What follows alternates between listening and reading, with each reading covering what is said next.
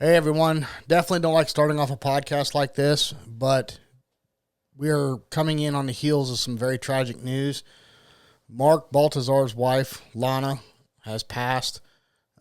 This is tragic for everyone, not only the people that knew her, but the people that never got the chance to meet her. Do us all a favor and try to celebrate her life instead of mourning her loss. Get out there, shoot some American Field Sporting. She was very instrumental in helping Mark with develop that game. Yeah, and for those of you who haven't heard, we just heard this news this morning. Today's Wednesday, and our podcast is going to be released tomorrow on Thursday when you guys first hear this. Unexpected, obviously tragic. Our hearts break for Mark and their family. We just had the privilege to meet Lana a couple weeks ago at the FS Gamebore Invitational. And, you know, it's just one of those things, just goes to show you how quickly life can go away. So cherish the ones you're with. Make time to take a friend, go shooting, go shoot some AFS. And, you know, if you feel like it, reach out to Mark and send him some well wishes. For sure. And we would like everyone to please extend their prayers and thoughts for Mark and the family during this great loss. And we here at the Dead Pair dedicate this podcast in her honor. Hey, clay shooters, it's that time again. These guys aren't just anybody. They're good. It's time for the Dead Pair Podcast with Jason Rambo. Does your brain hear what your mouth is saying? And Sean Alley. He's large and in charge.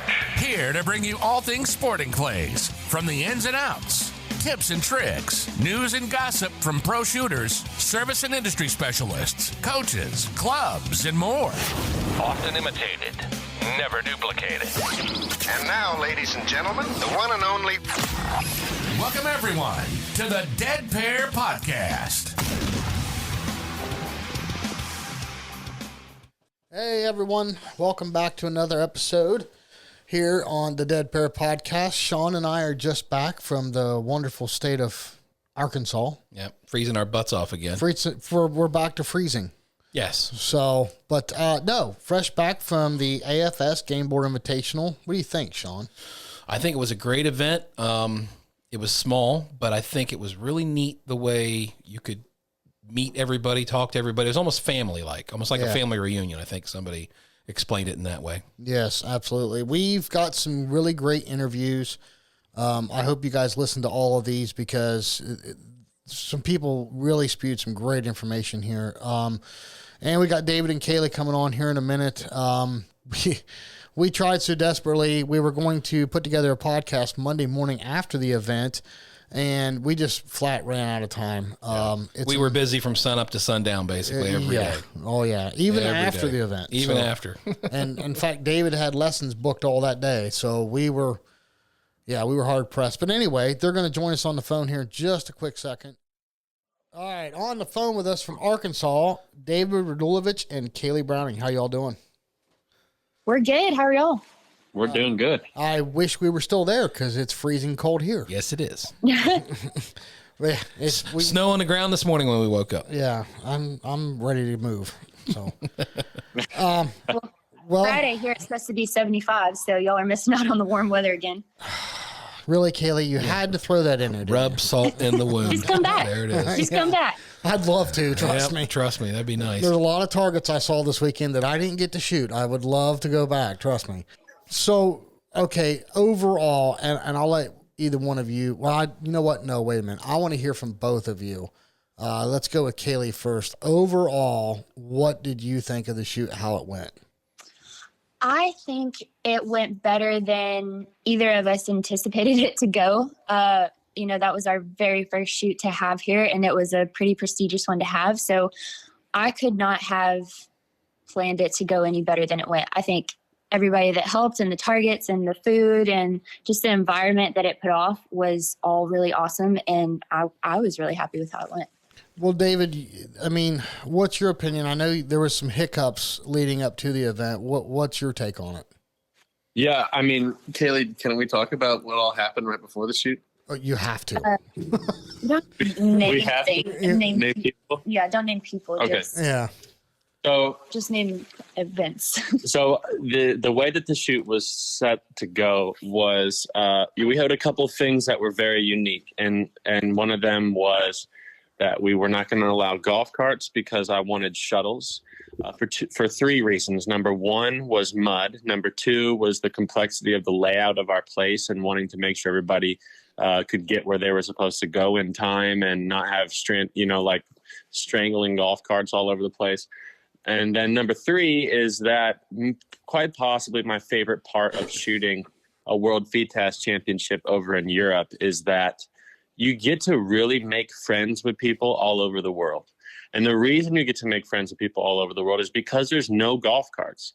Because in America, when we go to major shoots, you rent your own golf cart, you sit in the golf cart, you walk into the station, then you go back into the golf cart, you sit there and you drive to the next one. And you don't really get to interact with people on your squad as you do if the way that they do it at a world championship, which is they have these big transit vans that shuttle people, and you're all in there with your whole squad, and you get to talk and people make friends, and it's really fun. So those are the three reasons why we had that. So option number one that was solidified and reserved about maybe 2 months ago were transit vans, just like they have at the World FITAS.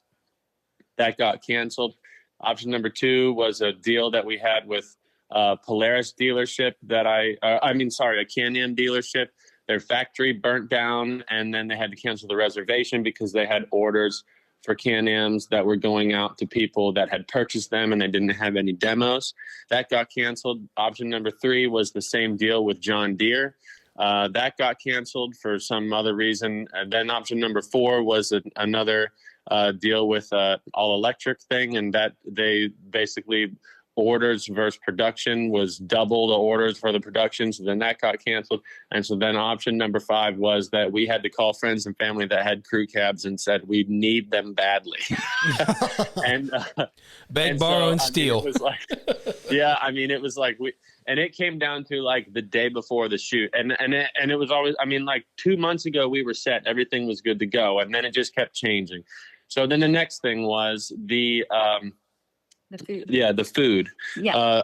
Thursday, tell this. Thursday morning, the guy who was supposed to be doing our lunches every day, breakfast, lunch, the food truck vendor here, calls and says he has to have an emergency surgery Friday and can't do it. And I was like, oh my gosh. So I'm having to call, and this guy was booked for months, way back in the summer. And actually, before we even opened. Yeah, way back in the summer. When the shoot was announced. Yeah. So I had to scramble around and find another food vendor that we thought was good, and then second, somebody who was available on short notice for the very next day. So that was really stressful, but it actually worked out really well on our benefit, actually. Yeah. Wes Newland, the guy that did it, is our insurance guy, and he's just awesome. And he catered the whole thing, and it worked out good. Yeah. Well, so then, going back to your point, if I could real quick, about the shuttles, a complex layout, I can attest to this because you were like, okay, you need to take those flags back to Parkour 2. And I'm like, where the hell is that at? You're like, go down this lane, turn left at this tree, and I'm like, wait, whoa, what? Over the river and through the woods to grandmother's house we go. Yeah. But what I'm getting at is people need to understand your facility is not built to be a club. It's built to be a training facility. Right. Yeah. So you had just cleared all this new land. So again, your point about the mud, you had just cleared all this new land literally the weeks leading up to the event. And there's no gravel down. Everything's just mulch. So people kind of need to understand what he's talking about, the complexity of the layout here. This place is huge, and it's awesome scenery. Yeah. But it's to the average person, if you tell them, yeah, you're on Parkour 2, and you point that direction, they're going to end up in the woods somewhere. Yes, they are. But and the way that for the way the layout worked, the prelim courses were about 100 yards behind 4 of the main event courses, and we were shooting over the main event course, and then we moved to the next road north, and then we shot 2 of the 4 layouts on Saturday and 2 of the 4 layouts there on Sunday. And like, if I had it where, someone wasn't paying attention to a sign and just drove in the road that looks like it makes sense to go in there that we were shooting on Saturday and Sunday, but they did it on Friday, they'd drive right in front of people shooting on Thursday. Right. On Friday. So that was a problem. We tried to think of every possible problem that could happen and eliminate it. So shuttles were the best option. And then that brings us to the other problem that we had, which was that we had, contracts for some people to do some land clearing and road building, and finish about a month before the shoot. And it finished the night before the shoot. We literally did not have the road that we needed to use for the main event on Sunday until Thursday night. We had two of the shooting areas had to be cleared. We got finished clearing on Thursday before the Friday thing, but those layouts we used on Sunday. And you saw us opening up that Cypress lane with chainsaws on Thursday. Yeah. And it was just, the chaos of whatever was going on with, these other people's businesses. Now, to their credit, they came through at the end and worked through the night to get everything done. But they definitely gave me heart attacks. It was the most stressful thing ever. We're literally like 2 days out of having the first ever tournament, and we don't even have a course. Right. Well, just so people understand how hard the two of you worked. David, I know you were out under the lights of the side-by-side, setting menus out, and I say menus, I mean, the shooting menus for each peg or each layout. And you were, Kaylee was in the office trying to do all the administrative stuff. I mean, this is well after dark. I mean, this is well after people left for the prelim, well after people left for the first night of the main. And, I thought I was tired, but then, I looked at Sean like, I'm going to get a shower and hit the rack. And this is like 10:30 at night. And there you go in a side-by-side, Yeah. So my work hours on the course were until about 2 a.m. Yeah. Yep. That seemed to be about right. Right. Yeah. But it was, I can tell you, and this is a point that I know that you were wanting to drive home when we talked about this, David. Sean and I have always been very respectful to the club owners and the club staff that put on shoots. It wasn't until being behind the scenes, and I don't mean just shuttling people or just trapping or scorekeeping. I mean, it's the moving the traps, the filling the traps, the clearing the land, setting up all the pegs, and putting out trash cans. And all the work that goes into it. Sean and I have a much fonder and deeper respect for the people that do this day in and day out, week after week. Because I'm telling you what, it is no joke. Yeah, and a big thing we want to push is that to anybody that's ever been short-tempered with a referee or anybody else that's running a course, you guys need to take a minute and put yourself in their shoes. These guys work very hard, very long hours, and they sometimes take months. No, I disagree. I think what they need to do is strap those boots on and go do it. Okay, yeah, I'll get behind you on that. But I'm just saying, until you actually do it, I mean, we've shot lots of shoots and we've been around and we've seen people loading traps. We've seen people run around picking up trash and setting out cans. You take it for granted, but when you're actually the one with the boots on the ground and you're actually responsible for doing it, it gives you a whole nother appreciation for just how much work and how much time it takes to get that done so that you can have a shoot. I think the smoothest shoots are the ones that when you have the people behind the scenes working that hard to make sure that your guests and everything feel like at home and like everything's taken care of and runs smoothly. Those shoots are the ones where the people behind the scenes are working the hardest. Yes. I agree. Agreed. I agree. Yeah. I mean, I've had a lot of experience working tournaments before and, putting my name on some target setting at big tournaments and stuff, but that's about all that I've ever had to do at a shoot. And I can tell you... We both learned a lot. Yeah, I can tell you that hugely newfound respect for every niche part of running an event. It is so much work. And I mean, things that people don't realize. I mean, you got to take an hour and a half out every day just to staple the menus. You got to it takes an hour and a half to make and laminate and cut out all the menus. That's before you go staple them. Right. The scorecards, just having non-handwritten scorecards that are actually printed out with everybody's names. If you're not using a software, that literally takes 2 hours. And this is only for a 40-some person event. You talk about the registration, the people having to be moved back and forth from practice, having to organize everybody, like the shuttling. I mean, literally I know you guys say that you owe me a lot, but I owe you guys, Kaylee and I owe you guys big time for your help here doing all that stuff. I mean, I made a post about it on social media, but I got to say it in this because I think probably more people listen to this. I have never been so humbled to have so many people offer their help just to help for no reason other than to help. Yeah.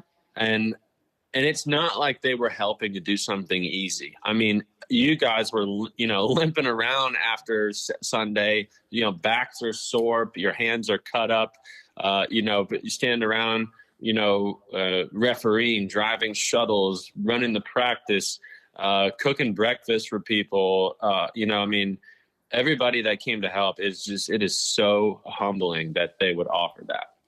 Well, if I may, David, and if you want, I'll be more than happy to edit this out, but I'm going to pick on you, but it's a plug for you.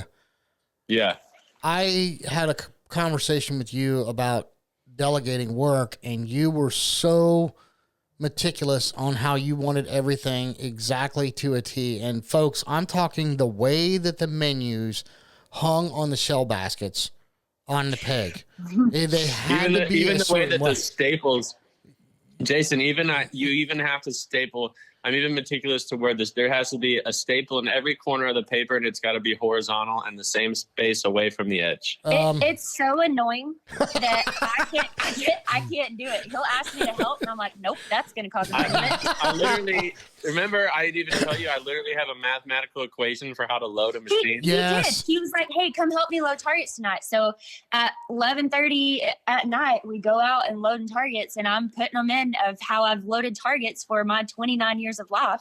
And he's like, no, that's not going to work. And I was like, what do you mean that's not going to work? He's like, there's a process. It's a lot of math and a lot of science into loading these targets. I was like, what? There is. You lost your mind. It's the fastest way possible. You got to do it. Was it very fast? Well, Kaylee, we'll back you up because I know when we were running around, we were moving, the shell baskets and the trash cans and the flags, and we'd drive around, set the flags at the next course, go to the next course, just working our way around. We come back around about an hour later, the flag's been moved 15 feet in another direction.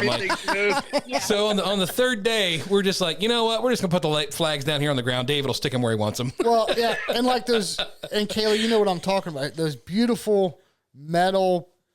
Just awesome park car signs that you guys have made. Yeah. I set it up, and Dave, I came back by, and I specifically did this. He doesn't know I did this. I scratched a line in the dirt with my foot. He moved that sign 6 inches. 6 inches. I'm not lying. Yeah. But, okay, now listen, everybody. I've just painted the picture. David's ADHD, okay? Yeah. But it was the care and the thought process that went into every aspect of the shoot. Exactly. And that's what I have so much respect for. I think David agrees that in the future he could show somebody exactly how he wants it and then leave them that responsibility. But for his first shoot, his first tournament there at the property that him and Kaylee are putting on, he wanted it as absolutely perfect as he could make it so the shooters would enjoy themselves as much as possible. Yep. And David did a really good job with that, and we pick on him, but I can't say too much because I'm the same way up here at the lodge. I did all of the design and everything that ran up here, and I had the same mindset. I wanted to make sure that people had the fresh coffee and that they felt at home here and that their food was taken care of, and and make the lodge more of like a personal setting for everybody that walked in that made them feel at home. So we pick on him, but I do the same thing up here. Well, see, the downside that I have is thanks to lumber increase during COVID, we lost a bunch of money that to build these buildings that we were going to use on the actual shooting part of the business. And so, but obviously you can't leave a building half finished. So we finished the buildings, but then basically we're playing catch up outside. Now we're finally now at exactly where we wanted to be when we opened. But I have to play catch up to Kaylee because she got the jump on me because of all the fancy stuff up at the lodge. I got a bunch of dirt and trees and mud that I got to deal with. Well, listen, I want to dive a little deeper into Cypress, but before we do, going back to the shoot, I know there's people that y'all want to thank. Yeah, absolutely. I have a whole list here, so I'm just gonna. I don't know how if people are. Some people like to be private or whatever. So I'm just going to say first names, but I got, so my friend and student Todd from New York literally flew down at his own expense, stayed at a hotel just to basically referee the whole weekend. And did an awesome job. Yeah. First time ever refereeing, did a fantastic job. Obviously you guys, same exact thing, your own expense, flew down here, refereed, load targets, everything that, and then doing the podcast, so interviewing people here, Doug and Dwight from Gamebore and their wives, all the same stuff, refereeing, shuttle driving, helping at the lodge. Yeah. Helping at the lodge. Leslie, the new, famous referee that everybody keeps. Leslie's awesome. Yeah. She was definitely the star of the show here. Yeah. Tom C, who I can say his last name because, he's Mr. Popular with one broken arm. But he drove down from Nashville late Friday night, brought his Polaris to help us shuttle, and was helping me loading machines and a bunch of stuff. The whole Browning family here, literally we had her parents were and grandparents were unloading mulch by hand, tying rope, cooking food, cleaning up. My dad made all of the signs. Yeah, donating some of all the signs, just helping with a bunch of stuff. Wes, our insurance guy with the food. Heather Roden from Bearpelt helping out refereeing and pulling at the 5 stand for the practice. Everybody that cooked breakfast in the morning. Mark Balthazar, obviously from AFS, and then Brad, our new famous auctioneer. Auctioneer. Yeah, that was hilarious. And then lastly, with the one that can't. And I know you guys are Atlas people. I know these, Jason, you are, but I have to bring up Pramatic and Nick Sage because most people don't know this because I get a lot of credit for like the target setting and stuff like the stuff out on the course. But there's a reason why I always want Nick with me when I'm help setting targets because, anytime I'm out of an idea or if I need help, I'm asking him. I'm double checking everything that needs to be done out there with him. And because of the experience that Pramatic has running all these major shoots, I'm double checking with him. What's the math required for the targets that we need loaded so we can finish them in low numbers so we can move them without damaging targets? What do we need to do for this? Everything, all the expertise that Pramatic brings to helping to run this event. On top of that, the machines that they bring and being able to send a tech out here that can literally, I can be out there doing other stuff and I don't have to worry about, Nick and, going around and making sure that the other half of the property is being managed while I'm on the other side, fixing anything that goes wrong, shooting down a limb if the wind gets bad, and knowing the flow of a tournament and how to keep it that way. David? Yeah. If I may interrupt you. Yeah. Let's put brand aside for just a second. Yeah. But what I'm about to say is twofold. Because Nick Sage worked his ever-loving butt off. He sure did. At that shoot. Yeah. And I have nothing but the utmost respect for Nick. He's a great guy. He is very smart. He works hard. And he deserves a ton of credit for that, number one. And for number 2, God help that man. You about made him want to put a gun barrel in his mouth. He told me, and Nick, I hope you don't mind, buddy. I'm going to share this conversation. He told me, he said, you know, you and Sean were so awesome setting targets for the prelim at the night shoot. He goes, David's about to freaking drive me insane. I said, what do you mean? And about that time, which this was Wednesday evening when we first got there. Yeah. Folks, David's over there. Give it just a little bit more angle. Okay, tilt it back some more. Give it some more spring. No, back that off. I tell you what, screw it, everything. Let's just move the trap over here. And this is after 20 minutes on one target, folks. Yeah. So let me tell you something. Nick Sage, hats off to you, brother. You deserve every bit of credit you can get. Yeah, he is an absolute asset for Promatic. Yes. Oh, yeah. 100%. This is what's so cool. I mean, there's some stuff that Promatic has helped us out with that I don't want to. I can just say that company, if it wasn't for them, that this club would not be here, and we definitely would have not had that shoot. And that's about all I probably can say. But but to have them with their trap, I mean, we never had a machine go bad, and I did. And you can ask Nick if you don't believe me. He yells at me when I set targets because I always push them past the limitations of what they should be set for a tournament, and we still don't have problems. And I mean, that's a freaking awesome machine. I generally have to get Nick from Promatic because I've worked with him the most, and he knows how crazy I am with target setting, so he doesn't get mad at me. At least well, yeah, definitely credit where credit's due. Nick definitely worked his tail off, and without him, I don't think we would have been as far ahead as we were. Yeah. So. Is there anybody else, Dave? Yeah, I mean, the other thing I have to do is, like, obviously for, you know, what my expertise is in running a tournament is everything that goes on outside. And if it wasn't, I mean, I literally didn't have to think about a single thing that was going on non-shooting wise. So I obviously have to thank Kaylee for that because she's the organizational aspect of this, and I'm definitely the not organizational aspect of this. You guys could see everything that was unorganized chaos outside. But yeah, so that really allowed me to focus on the stuff that I needed to focus on out there and not have to worry about anything else.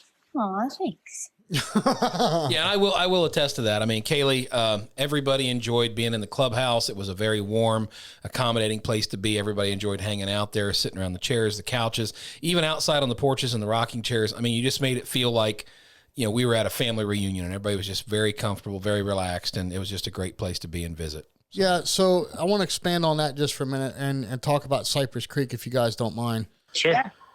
You know, and I told this to David and Kayle both, and I want everybody to understand this. So as you guys were building that place, David, you were sending Sean and I pictures and text messages and stuff, and we could really see the hard work you guys were putting into it. And you know, everybody's seen the pictures online, and you know, it's absolutely gorgeous.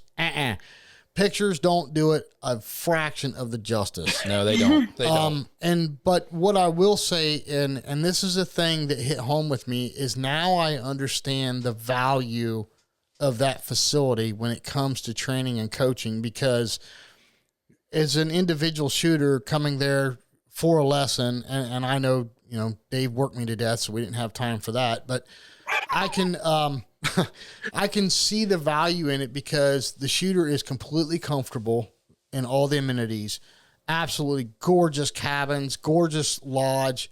The land, the terrain is like no other. You have the facilities there that individual can come and completely train undistracted from a club environment and focus on what they came there to pay for. And I now understand the value in it. You know, Kaylee back there with the bunker, I mean, there's no distractions, right? She can take a student and really hammer stuff home. David, you've got the 5-stand, you've got a trap house, you've got all your traps spread all over. You can set up anything. You have trap bots. I mean, in a matter of seconds, you can set something up.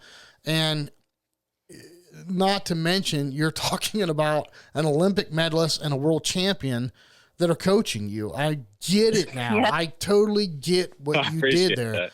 But, I mean, and listen, I'm not kissing your butt because, trust me, David, I'll be the first one to give you crap. But yeah, I know. But he's speaking the truth. I understand, and I want people to understand this, the value in that facility. And if you're thinking about a lesson with either David or Kaylee, do yourself a favor. Don't waste any more time. Get signed up, because I myself am going to do it, and Well, I would love to have that. And I think, but listen, you're not paying for it. I still owe you. Well, to be fair, I did buy him lunch on you. Oh, did you? Oh my God, that was a fun. Kaylee, can I tell him that? Absolutely. Oh my God, that was the funniest thing ever. I told Kaylee, because my flight left like 3 hours after Sean's did. And I'm like, you want to go get some lunch? She's like, yeah, heck yeah. So I'm like, all right, this is cool. I'm taking Olympic Mellis out to lunch. So she takes me to wonderful food, by the way. Takes me to this place in downtown Arkansas. And I said, I'm buying lunch. And she's like, okay. The check comes and it goes to her. And I'm like, what are you doing? She's like, it would be my absolute honor if I could let David buy you lunch. She whipped down his credit card. So nice. I was like, okay, on that note, There you go. yeah, make sure you tip big. So, but Oh, that's funny. I do want to thank you both, though, because even though You don't have to thank us for anything. no, No, we do. You guys took care of us the whole time, and I hope you don't get a flood of calls and emails wanting to volunteer because of this. But you put us in a beautiful cabin. You wouldn't let us pay for a meal. And the coolest part of all of this is we got to be a part of the first ever AFS Gamebore Invitational. I can tell you there was not a shooter there, regardless of how they were shooting. And some people really struggled. Yeah. There was not a shooter there that wasn't smiling. Right. And oh, go ahead. I don't mean to cut you off. oh, no. I was just going to say it was the best time. And I'm so glad that I got to be a part of the very first one.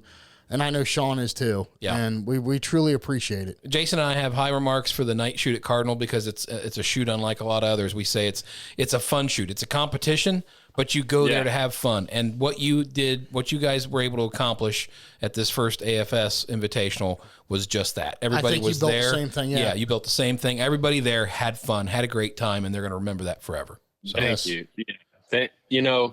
I have to say this was. We've been getting calls from people after the shoot that have said, like, I mean, we had 48 people or 38 people at this shoot. We probably gotten 30 calls so far, and I've gotten calls from Gamebore and from Mark that are all saying the same thing. Everybody is saying that that was the most unique shoot that they've ever been to, and I want to address that really quick because I want to sell the value of trying to get there next year, because all that we did was, now first off, people did not see the chaos behind the scenes. So I'm not saying at all that I did a fantastic job. I'm just saying I'm really good at hiding, not doing a fantastic job. But when I was younger, you'd go to a tournament and, like 20 years ago, and people would hang out. And there was no more than 150 people at a big shoot, and everyone would stay for Saturday night dinner, and they'd have a big Calcutta that auctioned everybody off. And I miss the atmosphere of those shoots. Nowadays, my friend calls them panda shoots because everybody just eats, shoots, and leaves. Right.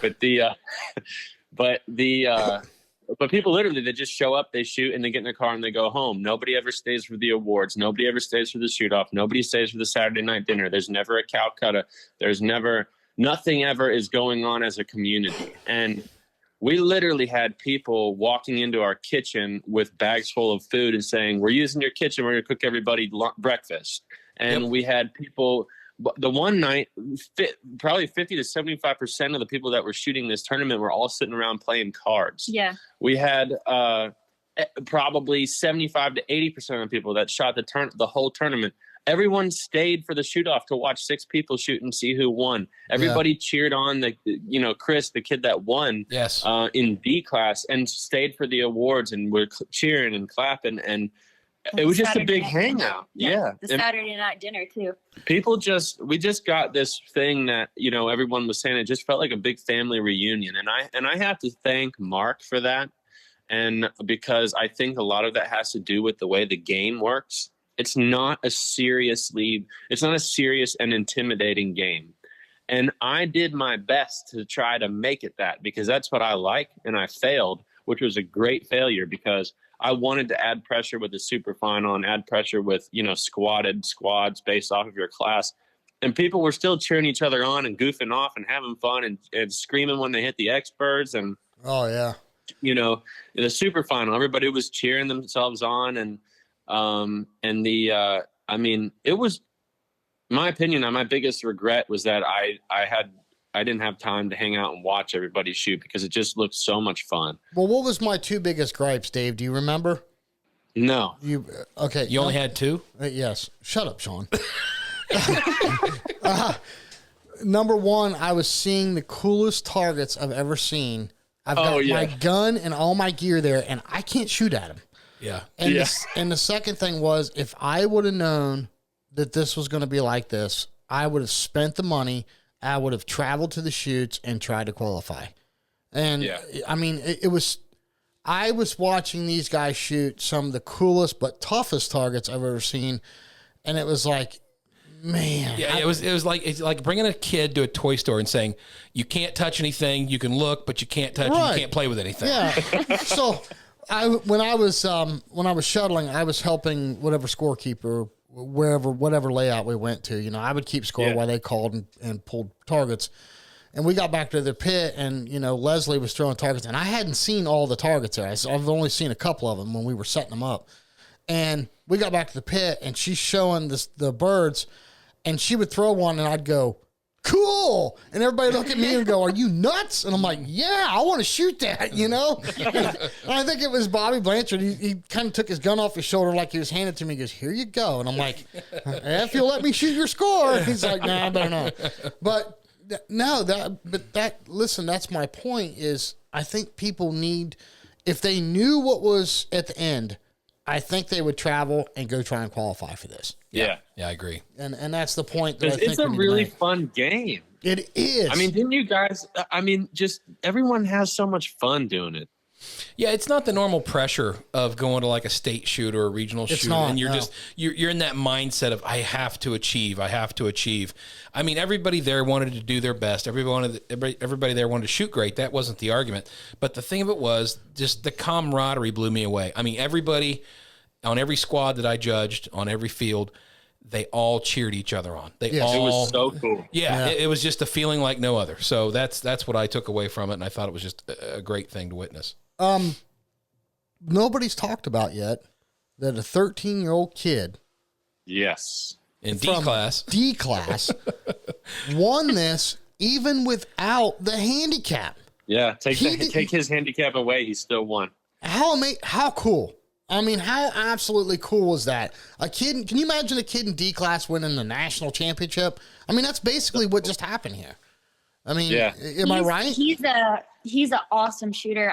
I shoot with his sister, Carrie. She shoots international trap, and the whole family is just super talented and great people, really humble. The kid probably doesn't know how much talent he has, and that's part of what makes him so good, the same as like his sister. But it was awesome to watch, and then knowing them personally just made it even better. Well, I don't know if y'all watched the video that we posted today from the award ceremony, but I don't think David actually got any actual champagne on this kid, but he sure did douse you, David. That kid sniped me right in the face, and he blinded me from the get-go, and I was just totally lost. Just couldn't recover. Flashbang grenade of champagne into my eyeballs, and it just kept getting me. You know what, though? I mean, he was good.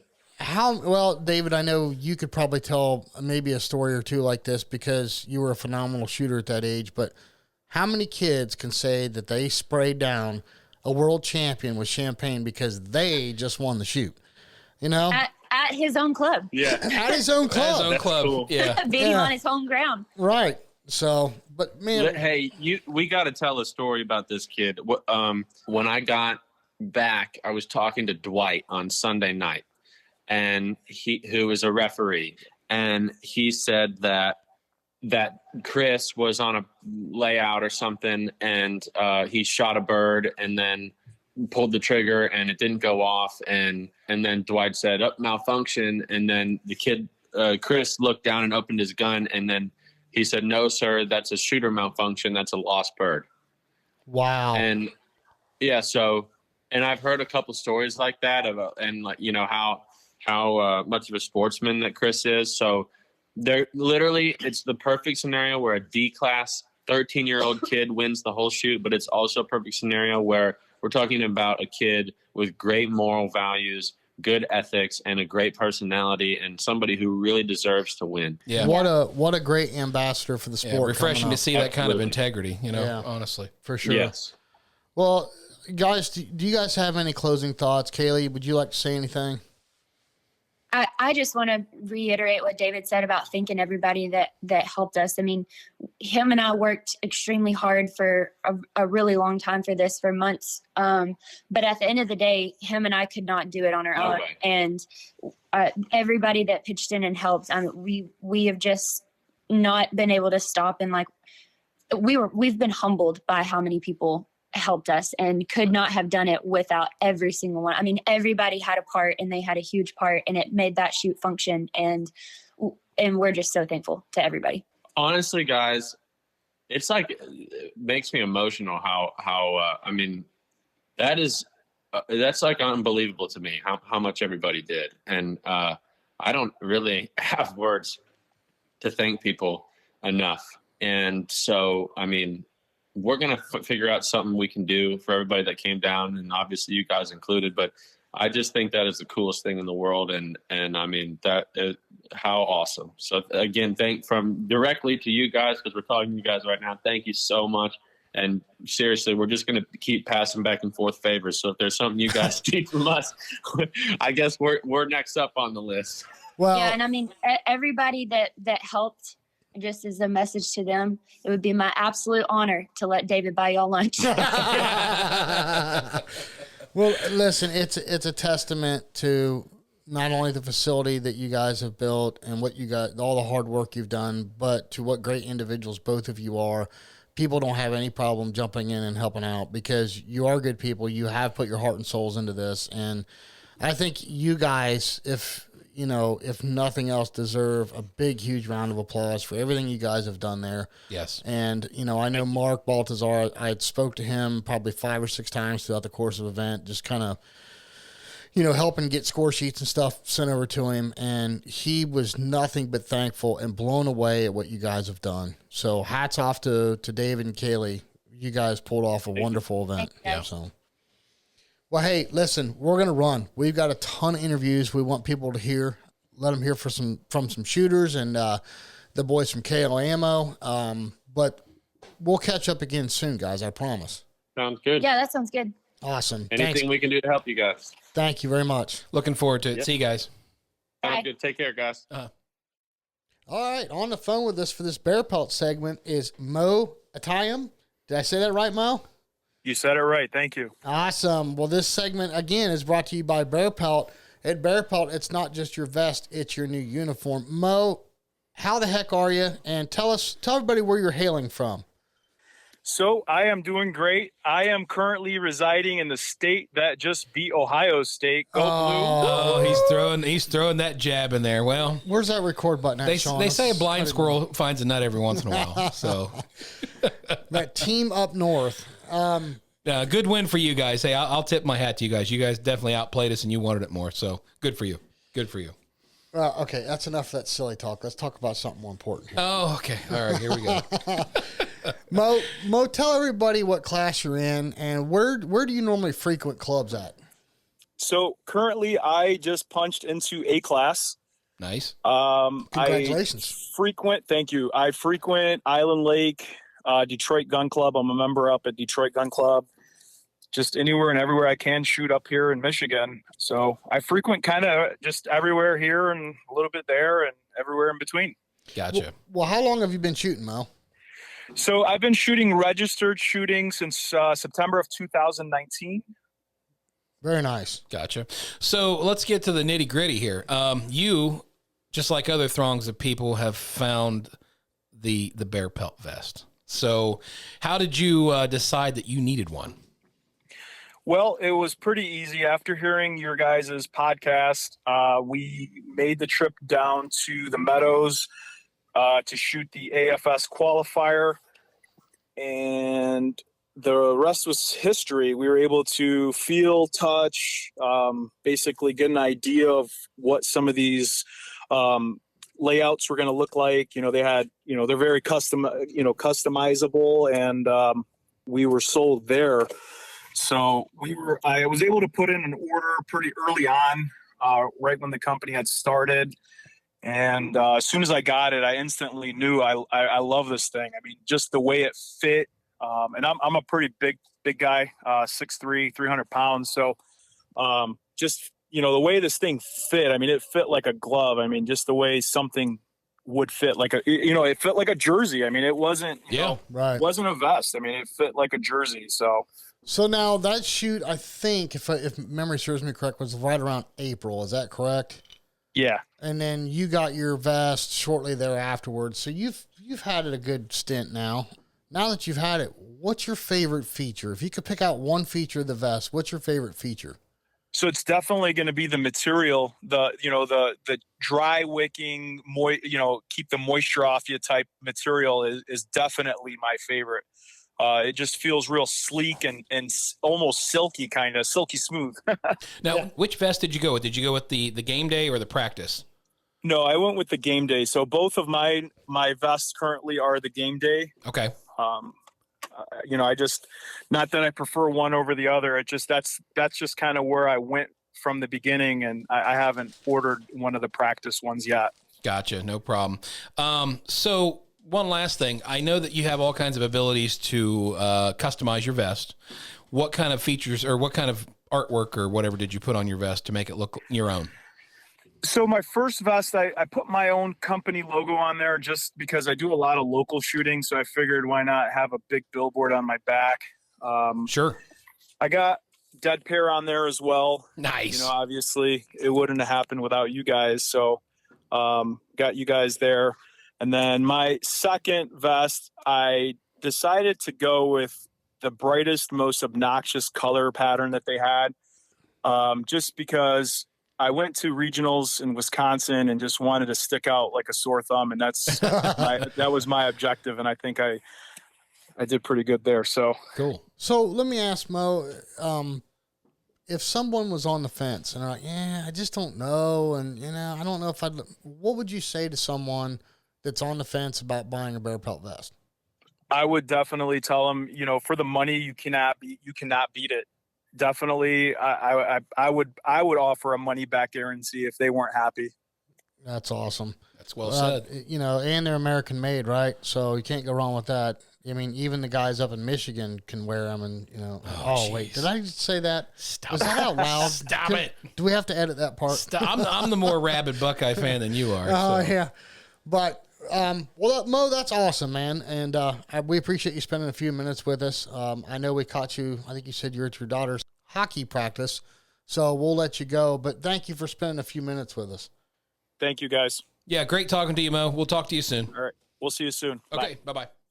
We're sitting here with Andrew. Andrew, tell everybody your full name and where you're from. Okay, it's hard to pronounce. It's Andrew Gaucher. Originally from South Louisiana, and I live in Houston now. Awesome. And this is your first trip to Cypress Creek. It is. What do you think about all this, man? It's gorgeous. We were talking on the ride up this morning how crazy the terrain is. Being a Flatlander, this is a lot of terrain for us. Yeah. But, yeah, it's beautiful. David's done an amazing job, and obviously Kaylee's there too. And, I think one of the coolest things about the AFS game is that David has embraced it. Yes. And really pulled us all into it and made it as mainstream as it has become. And it made me excited to want to shoot it. Yeah. So tell us about what are some of the highlights so far for you with the tournament? Is it the competitors? Is it the targets? Is it the layout? Immediately when you walk up, the first thing you see are smiling faces. Everybody's having a good time. The targets are world class. Yeah. David set things that are seemingly easy and they aren't, or things that look impossible and they aren't as well. So he set targets that are just unique. Yeah. And has really used the property here. Yeah. And I think that's what's so special about it so far. Well, Andrew, I told you, because I went with you through one of your rotations, and I'm dying to shoot these targets, and I wish I could shoot them. They look like so much fun. But then again, I would see guys like you at the top of the game struggle with targets that look easy, and it's like, wow, there's something more here than what I'm seeing. That looks like a little fluffy target, and it's you're missing by a mile behind or a mile in front. It's like, oh my gosh. So what's we're at the end of day one. You're leading right now. What's the thought process going into tomorrow? One target at a time. Same as every other tournament. You just go out and find a hard edge. Yeah, do the best you can with it, right? Absolutely. Have fun too. I mean, we were laughing. We were having such a blast at the Calcutta. That was one of my favorite memories I've had in sporting clays. I just told Dave, I can't remember the time I've laughed that hard. No, I was crying. I had tears in my eyes. I was crying so hard. That was a good time for sure. Well, I'm gonna razz the missus into this. So, what do you think of all this? Well, I'm new to the sport, so of course I enjoy watching Andrew. I didn't really know how he was doing throughout the day because he's so calm while he's out there. It's hard to tell. But yeah, it's really fun. Everyone's so nice out here. Yeah. And hospitable. So I'm enjoying it. Well, I pointed at his score sheet when he was getting up there to shoot, and I looked at you and I said, he lit fire. And you're like, yeah. I can tell when he gets them all, but sometimes it's hard to tell if you get a little chip off of it or so. Anyways, but I appreciated that. You're kind of giving me the inside scoop. Yeah. Well, what do you think about that? Because like I told her, you lit fire. You had dropped a few here and there throughout the first rotation, and we got on the second rotation. It's like you really found your groove and took off. What was it? Was it the targets that really kind of jived with what you like? Or was it that you just kind of got in the right mindset? I think sometimes, and I know we all experience this, but targets look different on any given day, right? Your eyes might be working better in a certain day, and you work with what you have. Kind of either show up with your A game or you make best of whatever your BC game is. I think today, or at least this morning, the ridges were clear, edges were hard, everything. I was seeing everything really well. And so there was no negative thought. There was no process or no point when I was thinking, let me double check that. Yeah. Or let me be a little careful here. Right. Let's just go after it. And that's fun. That's when you're having the best fun. So far, now today was your first day on site? Correct. Okay. So far, what are you thinking about like the judges? Everything fair? Everything. They've been fantastic. Okay. And I don't know the young lady's name that was on. It's Leslie. She's phenomenal. She is a ball of bubbles, isn't she? We had that was a perfect way to start the day too. Yes. She came with a ton of energy. Yes. We had a little mishap with the air horn. It kind of whistled more than blew, but I think she's more excited when you hit the expert than absolutely. You are. Yeah, she's having a blast. So that was really cool. And we just got done with dinner. They had a pretty decent dinner, I thought. Did. I mean, it's been a world-class affair. The entire thing's been fantastic. Anything you see lacking or you'd like to see maybe happen next year? No. I mean, the only thing I would say is I wish it was bigger. I wish we had more people. Yeah, fair. And that's fair enough. It's just been so much fun. We were talking at lunch. Everybody's so friendly. Yes. We're just having a good time and enjoying fantastic targets, good food, the camaraderie we have amongst each other, and just having a blast. So, last question for American Field Sporting as a whole, compared to FITASC or Sporting. And I know this is going to be, you're going to be coming at this with a little bias, being you're at the end of day one leading right now. But what's your thoughts on the game itself? So I'll start with the way I started shooting any of the clay targeted disciplines was international skeet. Okay. So I always gravitated towards FITASC or anything where I can low mount, and obviously do it in any of the games. But I think it adds a little something to it. And when they started talking about AFS and how Master and AA would be required to low mount, and then below that could pre-mount, I thought that's an interesting way to kind of bridge a gap and kind of see target differentials shrink. Mm-hmm. And it's more friendly.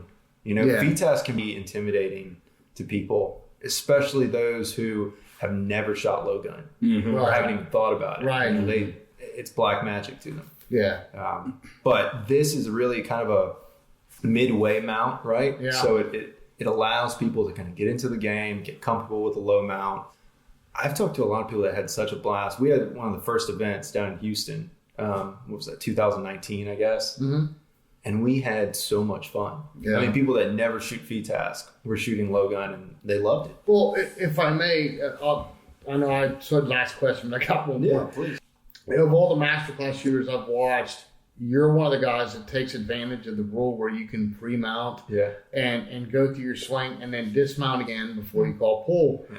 You really take advantage of that, and obviously it pays off. Do you think that's one of the other fun aspects of AFS compared to FTASC? I can't tell you how many times in FTASC events I wish I could pre-mount to have exactly the line I want. Get that sight picture. Exactly. Yeah. And then take the gun out of the picture and just let the eyes do the work. And in AFS, you can. Yeah, that's awesome. Really make it. It's a fun game to shoot. You know, it moves quickly. You're not thinking, okay, I have 4 more pegs here or 3 here. You just shoot. It's fun. Right. Everyone flies through it. That's awesome. Well, Sean, you got anything else, bud? No, I think we're good. And just so you know, because I know you guys haven't been listening to our podcast, Mr. Rambo here, the very first AFS tournament was thrown at Eagles Nest in Ohio, and this man shot the very first target. We agreed. We weren't going to bring that up. He's even got a trophy that Mark Balthazar was kind enough to bring. We agreed we weren't going to bring that up anymore. I mean, I want to be famous. Yeah, you are. Well, guys, thank you so much for sitting in with us. We appreciate it. And Andrew, I'd love to have you on for a future episode. Love that. I'd like to do a feature on you for sure. So thank you so much. Enjoyed it. Awesome. Thanks, guys. All right. We are very privileged to be sitting here with Scott Hitch. How are you, sir? Doing great. Yeah, you left the youngster at home. What happened? Well, as many shoots as I've driven him to, you'd think he'd drive me to this one, but right. But he had classes and 3 days of lessons, solid lessons booked. So I guess I'll let it slide this one time. So Scott, is this your first trip to Cypress Creek? It is. What do you think of the place? I think it's great. It's amazing what Kayle and David have done, isn't it? Yeah, absolutely beautiful. I mean, the land, the area, the terrain, and then the facilities are just absolutely top notch. Yeah. So you qualified for this. You couldn't drag Todd along, right? He wasn't into the AFS thing just yet, or he likes AFS, but just with his other sponsorships. I mean, we've known Doug and Dwight for a long time, but he has an ammo sponsorship, so I guess he technically wouldn't even be allowed to come to this. I think at one point David said that, so he couldn't do that. So good deal. What is it about AFS that appeals to you so much? Just the variety of it. It's you've got everything's different. If you've got it sort of takes the best of a lot of other sports, combines them, and then there's also the air horn, and you get that. You get the air horn factor, but really is it just you're not shooting the same pair 4 times. And it moves faster than FTASC. So that's what's nice about it. Is like, okay, you might still have that one bird that just nails you and wears you out a couple of times, but you're hitting it from different areas and just the different presentations. And then one shot single, 2-shot single. So it kind of takes the shooting a single FTASC, but then adds that little element of, you're just putting one shell in your gun. And that's a little bit of a different element. We want, of course, then there's, it sounds like there's been some issues of putting in the wrong one or the barrel slicker was wrong, and I just about made that mistake today. But thankfully it was on a 2-shot single, so I had 2 in there. But I didn't realize I had my top barrel selected. But just all different angles it throws, but it doesn't add a lot of complexity to it. So you've got the moving around and just the novelty of it, but not complexity. And speaking specifically, I mean, this event is a small, select group of people. Obviously, everybody had to do their part to get here.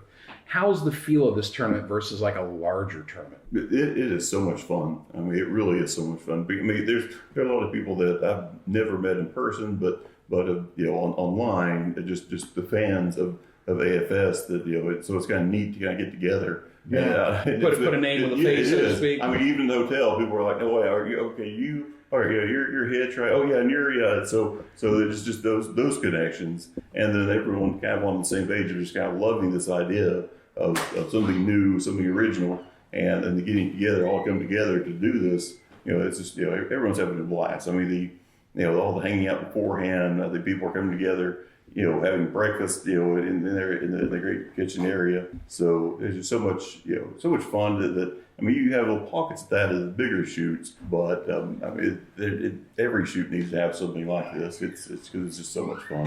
What do you think of David's targets? Those are some of the best targets I've ever missed.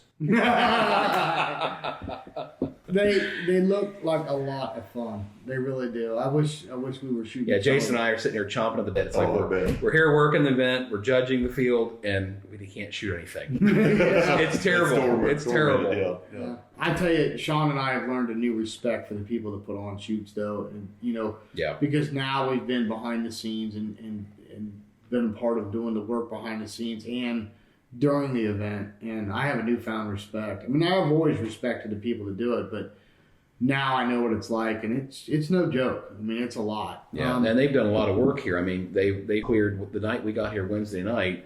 The Cypress range. They were still cutting down trees, clearing land. Getting things prepped and ready to go. Not to mention moving traps, loading traps, setting up the controllers, doing the layouts. David doing the score. Yeah. It's amazing how much work actually goes into this kind of stuff. I've never seen this big guy right here sweat so much. So, but what's your favorite layout between the white and the red and the blue that you've shot? What's your favorite layout? I don't have a favorite because there's really like all of them. I like the variety of them. So it's not like I'm like, oh yes, I've got this one, or okay, waiting on that one, or dreading one or the other. It's just I think that's what I enjoy about them is the the variety of the different layouts. Right. So with where you're sitting right now, what's your thought process going into tomorrow? We're at the end of day one. I'm going to have my goal tomorrow is to have as much fun as I had today, and just let the chips fall where they may.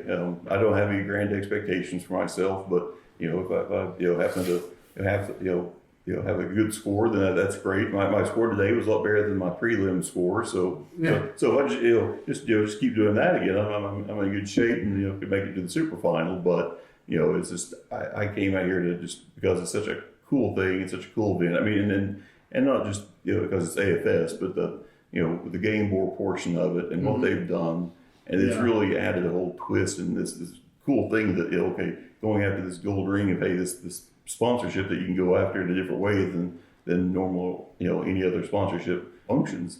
And it's just really neat. It's had some bumps as they've kind of it's a new thing, and so. There have been things that came up like, oh yeah, no one thought about that, but I think it's so great that they're doing it, and I think it's great for the shooting sports in general to have that sort of innovation, and that's the type of thing that's going to keep the sport growing, and will help bring in interest from outside. This guy, hey, here's this whole new cool thing. So I really just wanted to come and be here. I'm always like, if I didn't qualify, I was going to be like, hey, can I come be the accountant and help count to do the scorekeeping and things like that. So, but then I just happened to stumble in and qualify. So I'm like, okay, great, I get to go in and shoot. So So I already know the answer to this. Next year, if they're going to do this, you're definitely going to go try to qualify again, right? Oh yeah, absolutely. Okay. That's awesome. Fair enough. Well, Scott, thank you very much for spending a few minutes with us. We appreciate it very much. Good luck to you tomorrow. Thank you. Kick some butt. Who bought him in the Calcutta? Who did buy you in the Calcutta? It's a very wise person. Okay, I'm sure. Very wise person. Yeah. I regret not buying you myself. So, David asked me why I was bidding on myself, and I said I've seen me shoot. So, well, good luck tomorrow. We wish you nothing but the best, and knock them all dead. All right. Thank you so much. Thanks. All right, sitting at the end of the table, my brother from another mother. Haas, how you doing, man? I'm doing great. How you guys doing? Before we get into this whole thing, we had the Calcutta tonight. It's actually the first Calcutta that I was able to participate in. And you, sir, drew the highest price of any shooter in the mix. They paid $1 per inch. $1 per inch, yeah. Yeah. How's that make you feel? Yeah. I was trying to avoid it all night. I don't like knowing my scores. I know my score, but I don't like knowing everyone else's score. I try to avoid that. I don't look at win score or score chaser. So I avoided the Calcutta at all costs.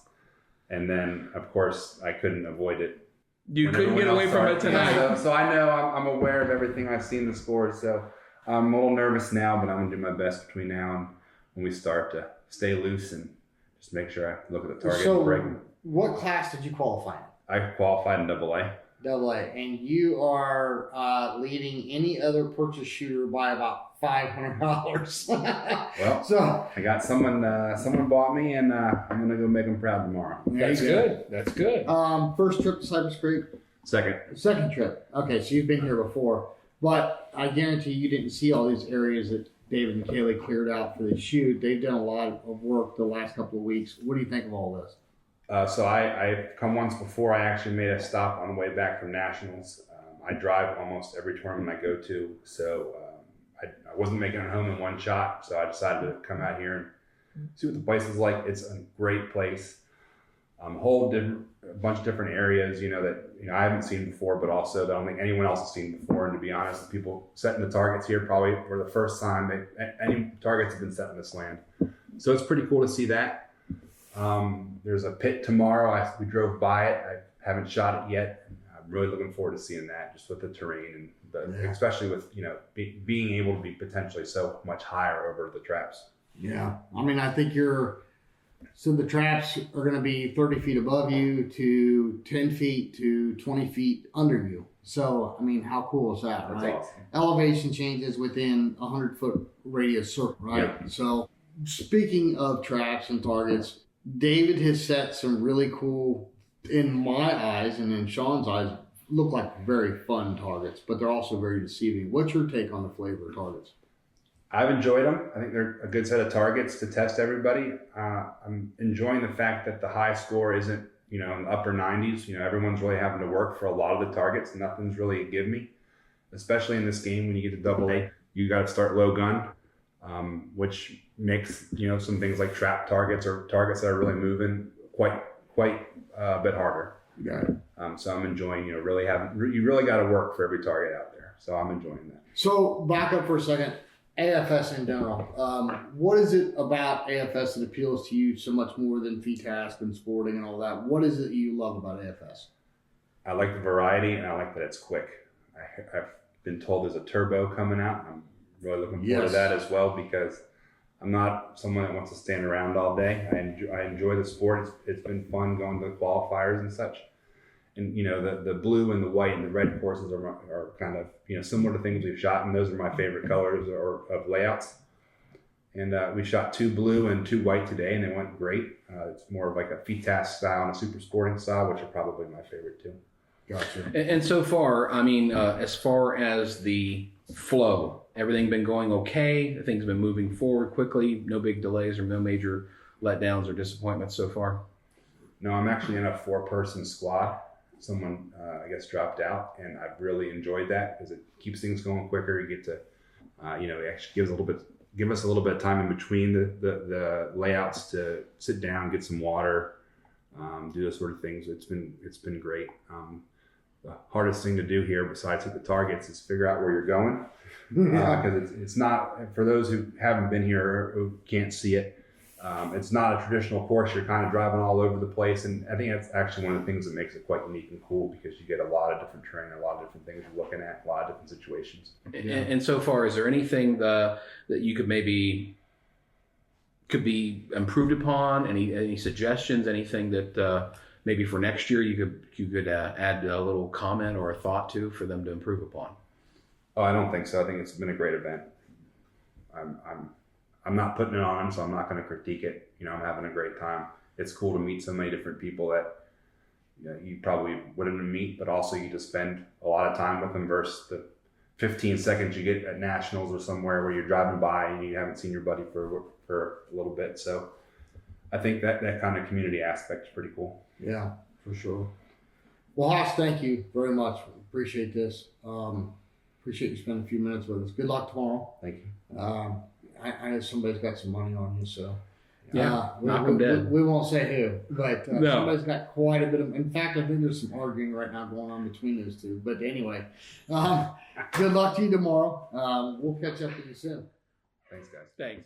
All right, we're sitting here with Madyson. Madyson, tell everybody your full name, where you're from, and how old you are. My name is Madyson McFarland. I am 12 years old, and I'm from Albuquerque, New Mexico.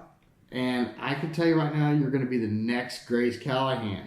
You shoot phenomenal. You have an incredible smile that you never stop smiling. You remind me of Grace so much. AFS. What is it about AFS that you love so much? I like it because it's fast-paced and that there's less rules and that there's more fun into it, and it's just honestly awesome. I love it. I love it more than VTAS because there's really, you can even wear flip-flops. Right. Like what's not to love, right? Exactly. Well, backing up for a sec. So you qualified for this event.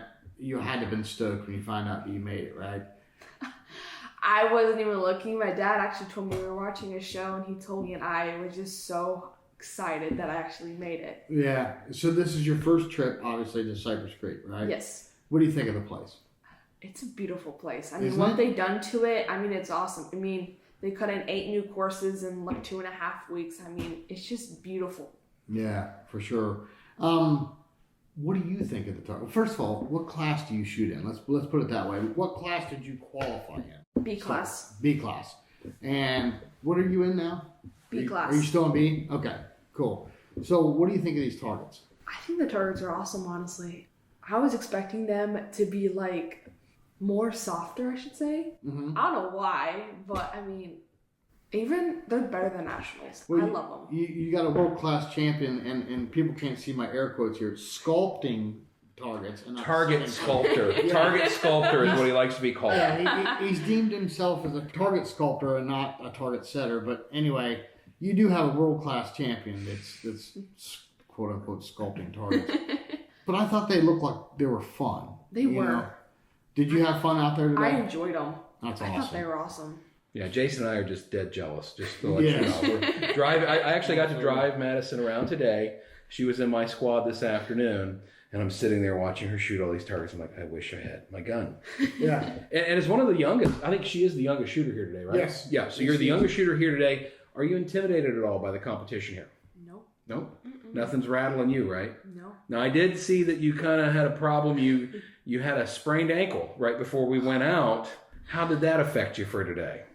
It hurt, but I try not to worry about what's happening and just try to focus on shooting. And it happened to happen. I can't fix it. I will say that you were a trooper. You powered through it, and hats off to you because I know that you probably would have rather just sat down and put ice on it for the rest of the day. Well, if you want to find Maddie anywhere, all you have to do is look for the girl that's running everywhere. Mm-hmm. If you notice, she runs. She was kind of hobbling like me mostly this afternoon, a little bit. So we had a lot more in common this afternoon. But other than that, I mean, so far, have the targets been fair, do you think?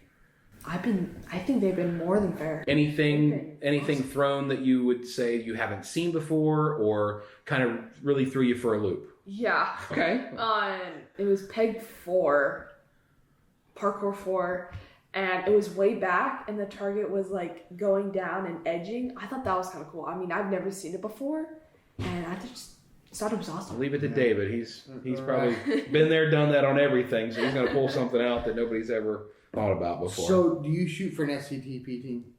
Yes. Yes. What team do you shoot for? The Albuquerque Youth Trap Team. Gotcha. I got home. So, let me ask this. In SCTP, they have trap, skeet, and sporting. How cool would it be to have AFS included with SCTP? I think it would be awesome. I mean, some of the kids don't even know what sporting clays is. They just know what trap is and skeet. Yeah. I mean, AFS and TP, I think would be awesome.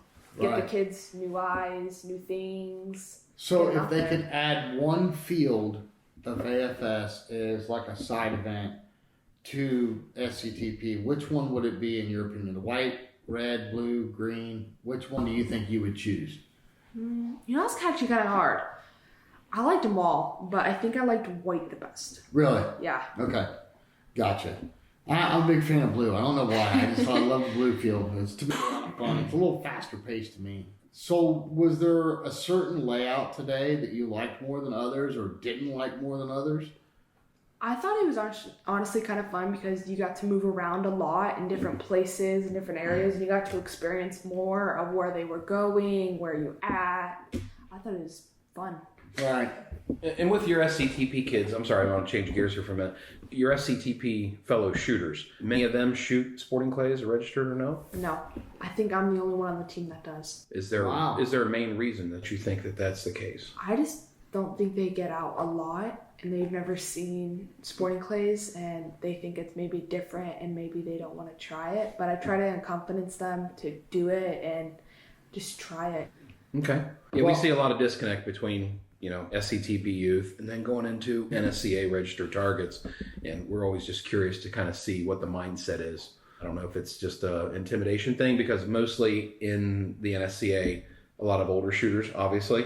But what's your thoughts on that? I honestly, I always tell them I've been shooting sporting clay since I was 8.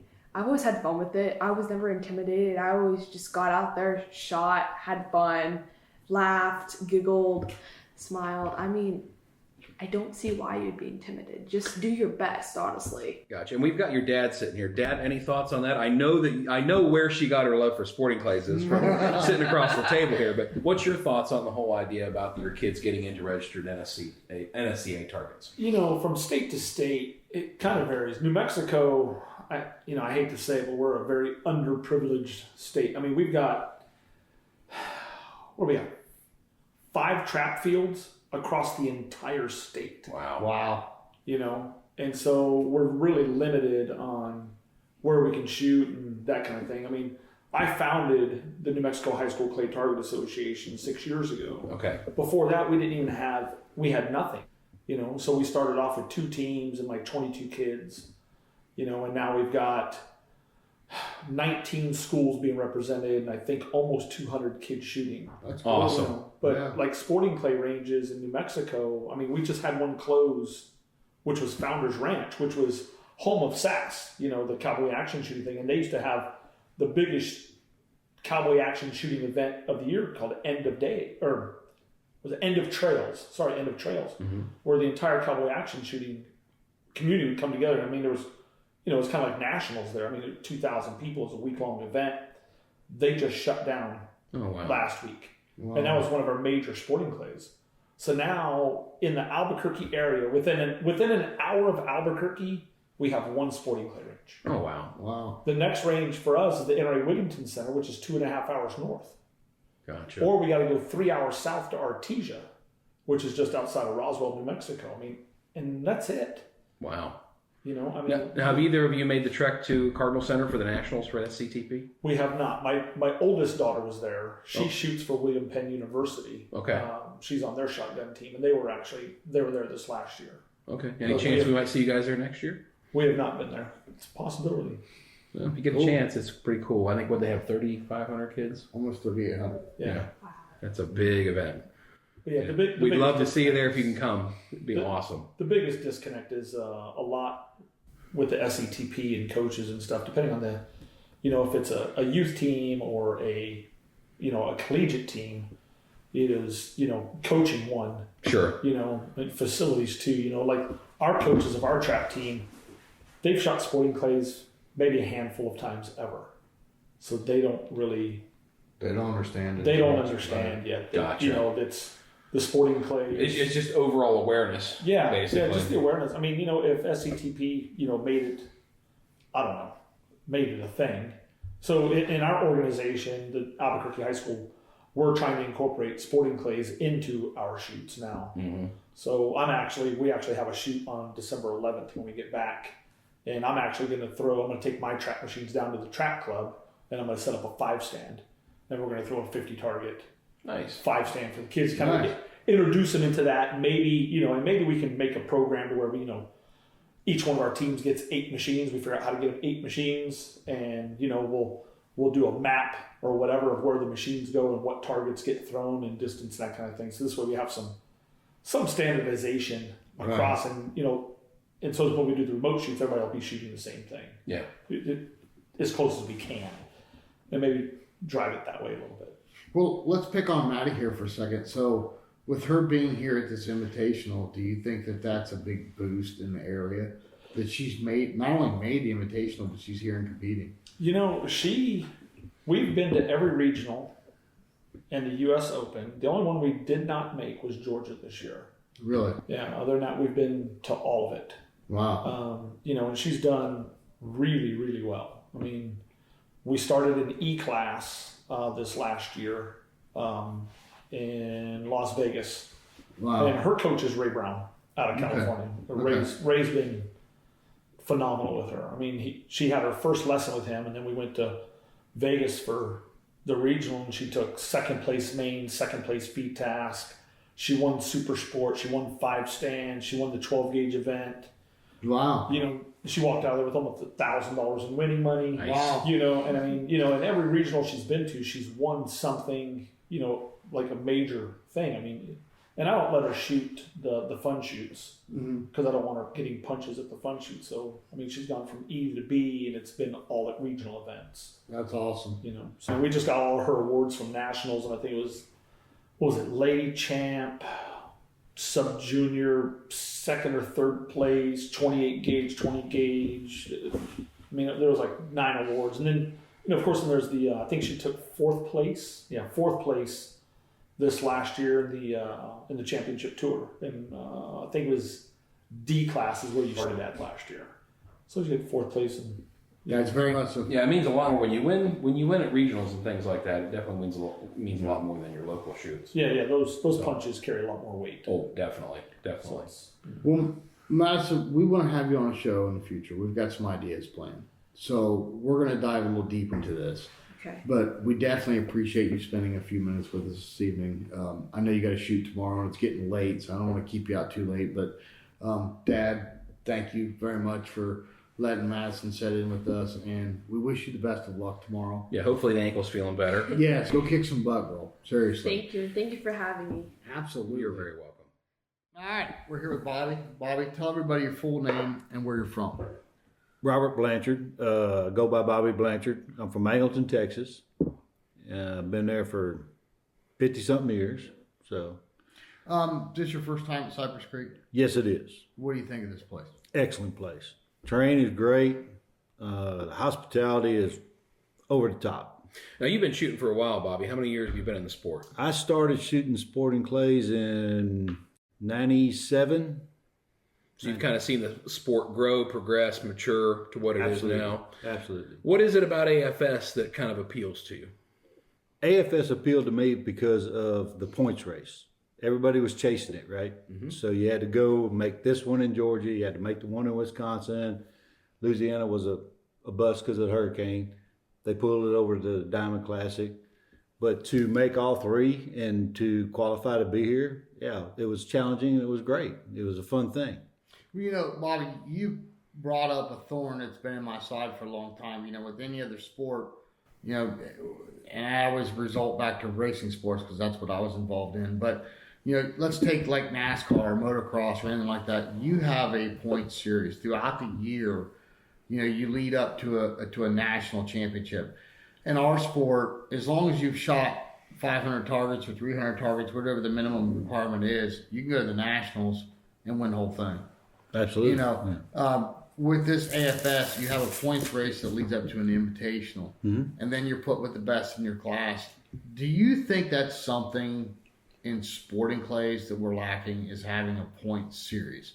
Absolutely. So I came from a competitive, when I was younger, I did a lot of rodeo, and everything was chasing points, right? So you rode one place on Friday night, you went and rode another place on Saturday night, and you was constantly chasing it. Chasing it. You always wanted to be the better. You wanted to gain the points, whether it be TYRA, you go into high school rodeo. I never made the collegiate level. I never went to college. But it was always that constant race, right? So you had to be there to perform. And it just, the guys who ran hardest got there. This was the guys who ran the hardest were here. Right. You know, we chased it. We seen the game. We liked it. And we chased the points race. So you feel the people who are here are well deserving to be here, correct? Absolutely. You had to qualify to be here. If you didn't shoot it and you didn't make the cut, you're not here. Now, with this being a qualifying event, obviously this is a very, very small event, nothing like the nationals or regional. How's the feel? I mean, in your eyes, being such a small event, I mean, is there anything that stands out to you? Does it feel better being in a very small group of people competing for this title? I think the camaraderie amongst all the shooters, no matter what level it is phenomenal. Yes. Everything from shooting the prelim we shot a 7-man squad to shooting the main event today, squatted with these guys. Everybody wants you to do good. It doesn't matter what class you're in, right? And everybody pushes everybody. I mean, it's just, they want everybody to be in the winner's circle. Whether it's them or somebody else, you're still pushing them, right? You're competing against them and you want to be there, but you still help the other guy out and you still push him. You say, hey man, come on, let's go. Yeah. Well, let's talk about this. I mean, you've been shooting for a long time. Targets. What do you think about the targets here that David said? Targets are excellent. These are probably the toughest targets I've ever shot. Everything's fair. You have to be on your game. You don't make the right move, you don't make the right move. I mean, happened to me today, right? I pulled myself out of it. But you have got to be there. And if you're not there, you're not going to make it. No chance. I think he was very fair as far as like the visibility of targets. Nothing was really an eye test. I think, you had good visibility. You had plenty of time. I think it's just the way he set them really kind of put your mind to the test as much as more so than your eyes. I think they look fun. I'm not saying they looked easy, but they sure did look fun. Well, they are fun. They're hard. They're fair. You have to make the right move. Right. You have to have the right plan. And there's nothing in the 90s here. Okay? You're 80, 88. Yeah. I mean, even on the prelim. So if you don't make the right move, you don't do the right thing, he's going to beat you. Right. And he's not going to beat you with an eye test, or he's not going to beat you with a stupid target. He's going to beat you because you didn't do the right thing in the hoop. Right. He's beating you against your ability to make the right move and have the right mechanics. Yep. Now, is there anything so far that you've seen that you could say you would want to improve upon or change for next year? That's tough. That's tough. This is probably the best set of targets I've shot for 2 days so far that I don't know what you could change. Okay. I mean, he's not unfair. David is, and the people he has setting targets with him are doing a great job using the terrain. They're doing a great job of testing your ability. If you look at the classes and how they're falling out even. They're falling out per the ability per class. Right. And it's awesome. Well, let's back up with AFS. Everything from the format to the way this whole weekend's playing out. First of all, do you have a favorite field? Red, white, blue, green? Is there any field that you favor over the other? I probably, if I was to pick something I would favor more than the other, would be more towards the FITAS side, right? So more of the white field then. Yeah. Okay. I like the longer, harder targets, right? And that's just what I like. Right. But the mix, you got to bring everything you got in your game bag. It's like a golf bag, right? Right. So sometimes you're going to hit a driver and sometimes you're going to hit a pitching wedge, right? Right. And he proved it today when he threw those targets down in the woods. Mm-hmm. Okay, everything's close now and there's a lot of trap birds. Well, if you don't practice trap targets, you were burnt, right? Right. You know? What about the format of this invitational? Is there anything about that you would change? No, because it's fun. Yeah. It's fun. I mean, there's so many things that you do, like I say, in the camaraderie, pushing people on. You can't do that in FITAS, right? But if you got a guy that you're shooting with and you like, and it's like, okay, come on, dude, look at him. You're not looking at him, right? You can say something and you don't get penalized. Right. Yeah. Right. Absolutely. Well, basically, I mean, we're all here. We're all competing. Well, me and Jason aren't. We're jealous because you guys are shooting and we're watching. That's the whole problem with where we're sitting. I wouldn't want to be in your shoes. I'm going to tell you that right now. It's rough. I think we got to shoot, about 10 or 12 trigger pulls today? Yeah. I told David I've done turned in my 2-week notice. I'm done. Yeah. I wouldn't want to be a ref or somebody carting people around or anything right now because the targets are too fun to shoot. Oh, absolutely. we're all looking at it with just like greedy eyes, thinking, "Man, wish I was out there." What is your overall take? If you had to step back for a second, let's not talk about the targets and the competition. Step back for a second. If somebody is on the fence about AFS and maybe trying to qualify for this event, what do you tell them, Bobby? What's your take on this? If you love the game, if you love shooting, go for it. It's fun. Well said. Yes, it's fun. Absolutely. It's bringing another venue to what we already have. Right. Everybody shoots super sporting. Everybody shoots the main. Everybody shoots 5-stand. Everybody shoots feet tab. Well, now we got something else to shoot. Yeah. Okay. It brings a new spark into something that it needs a new interjection into to keep this sport alive. Yeah. You know, you want to bring the younger generation in. How many youngsters that shot this that, okay, they didn't make it, but they did play? Yeah. Right. You know, how much interest did you spark there? And even the guys that are like on the fence, they're seeing everything going on now. They're going to hear this podcast and you're going to say, "Oh man, I wish I'd shot that and qualified," right? Well, maybe we'll give them a fire for next year. Exactly. Right. Yeah. Well, hey, we just interviewed a 12-year-old girl that's having the time of her life. Yeah. You know. Yeah, she's on my squad, Madyson. Yeah. She's on my absolutely. squad. Yeah. And I'm going to tell you something right now. The girl battled all day long. She did a great job. Yes. She shot well today. Absolutely.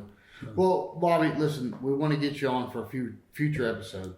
But thank you very much. I know you got to go compete tomorrow, so we won't keep you too much longer. But thank you for sitting down with us for a few minutes. We sincerely appreciate it. Absolutely, guys. Thanks for having me. I Thanks, appreciate it. Take care. Thanks, Bob. You bet. Sitting here with the boys from K&L Ammo, Dwight Lumpkins, Doug Kuykendahl. Guys, thank you for spending a few minutes with us.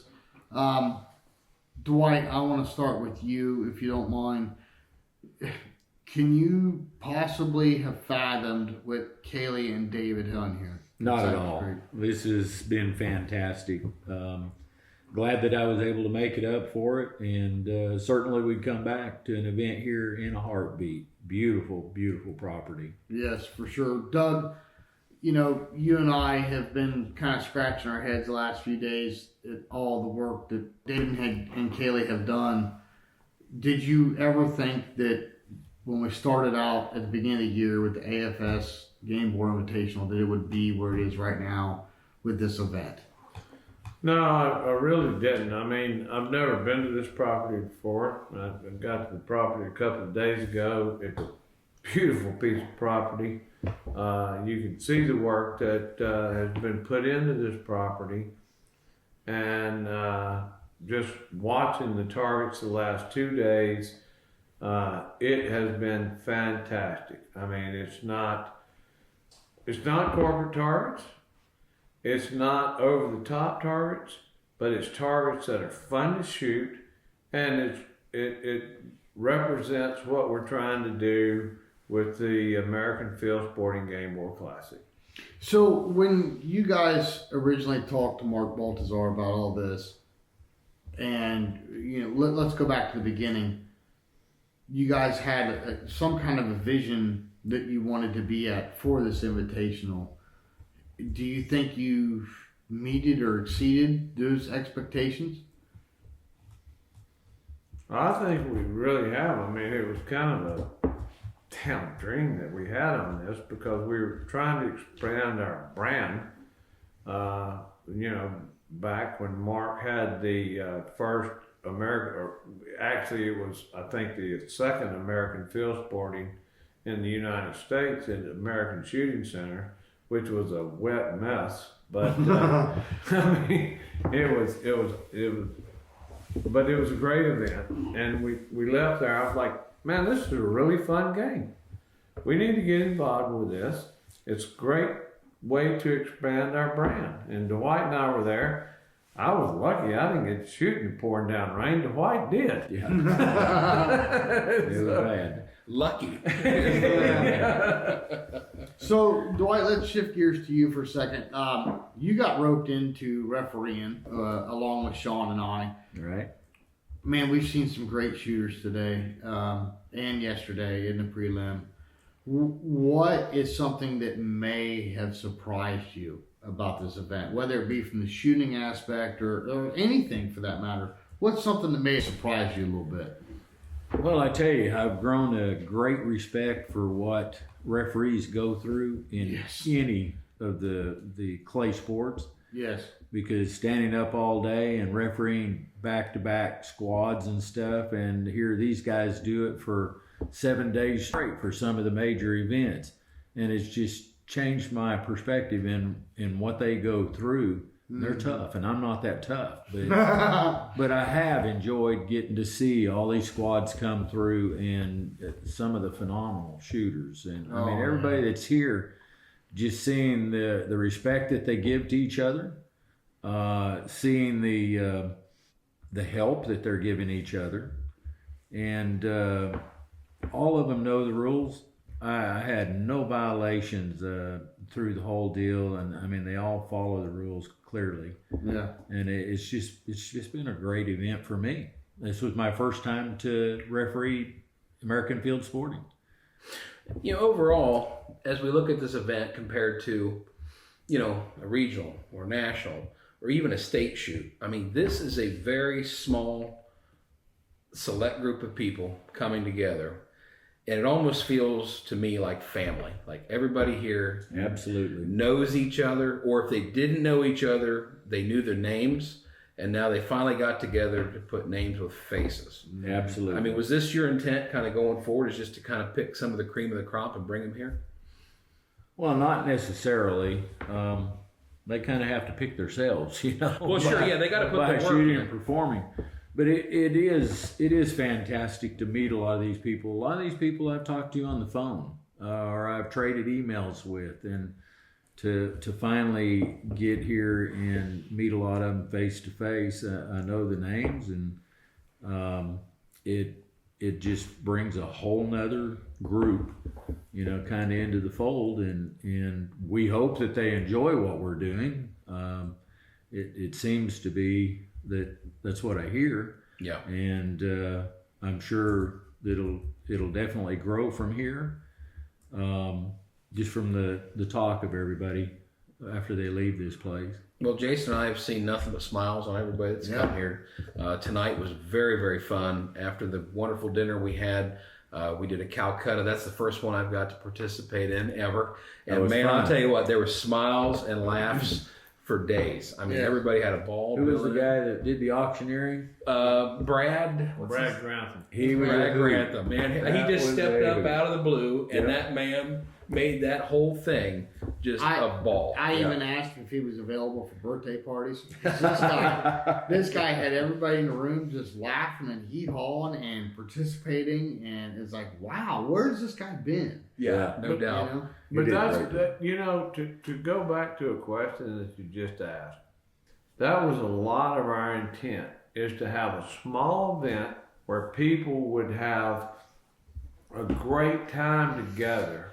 And that's what we've had here. Yeah. I mean, if you look at it tonight, even take the Calcutta aside. You've had lower class shooters with upper class shooters having a great time that they would never talk to anybody like that at a regional shoot or a bigger event, you know, a national event or a regional event. And that's what you've had, because we're 50 people here. Right. Yeah. We're 50 people, and they're hobnobbing with each other, which is a fantastic event.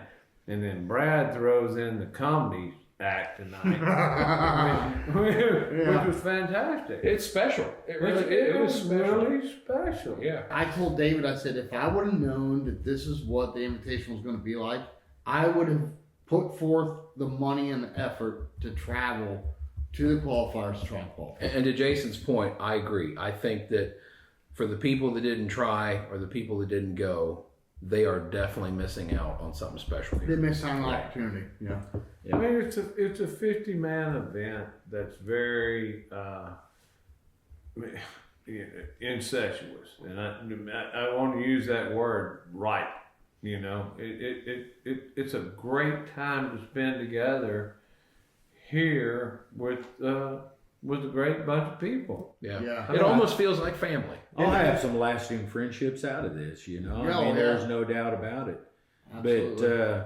But to see those squads though go out there and somebody be lined up on the wrong bird and call for the bird, and they'd tell them, you know, right. You know, I mean, and it's somebody that's neck and neck with them, you know, shooting. That is rare. You don't typically see that. And that's what I see in American Field Sporting is the guys can come out here and they can have a serious side, and they're here to compete and they're here to win, but they're also here to have fun. Yeah.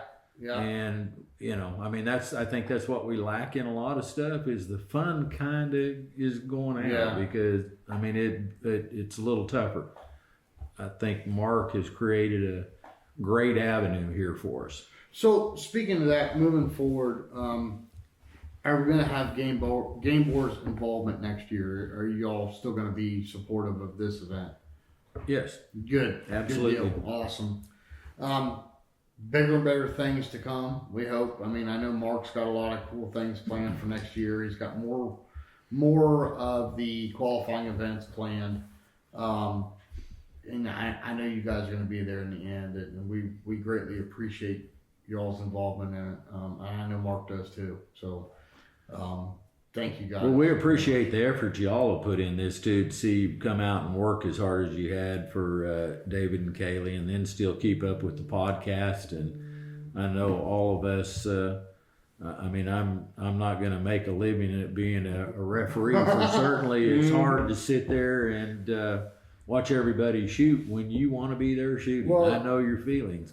Just officially, I want to go ahead and announce I turned in my 2-week notice to David today. That'll be the end of this. But no.